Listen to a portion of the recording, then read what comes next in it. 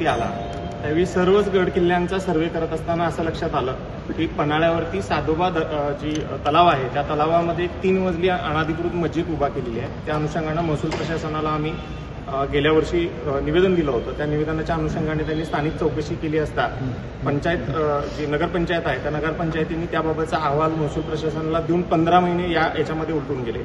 विशाळगडावरती जो प्रकार झाला तसा प्रकार अन्य कुठे होऊ नये म्हणून आपण राज्य शासनाला एक निवेदन दिलं होतं की प्रत्येक जिल्ह्यामध्ये त्या जिल्हाधिकाऱ्यांच्या अध्यक्षतेखाली समिती स्थापन करून वेळोवेळी प्रत्येक किल्ल्याचं जे काही अतिक्रमण जे होतंय ते तपासून त्याच्यावरती कारवाई व्हावी। तर त्या अनुषंगाने कोल्हापूर जिल्ह्याचे जिल्हाधिकारी यांच्या अध्यक्षतेखाली समिती स्थापन झालेली आहे की नाही याबाबतही साशंकता आहे।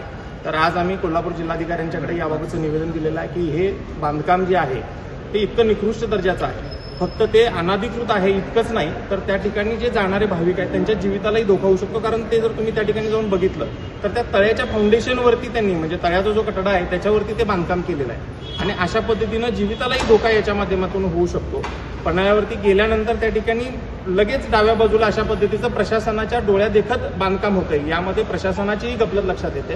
तर आमची प्रमुख मागणी आहे की ते बांधकामही हटवावं, त्याबरोबर त्या बांधकाम ज्यांच्या कालावधीमध्ये त्या ठिकाणी अनधिकृत झालं त्या अधिकाऱ्यांच्यावरती तात्काळ निलंबनाची बरोबर त्यांच्या बरखास्तीची कारवाई करण्याची।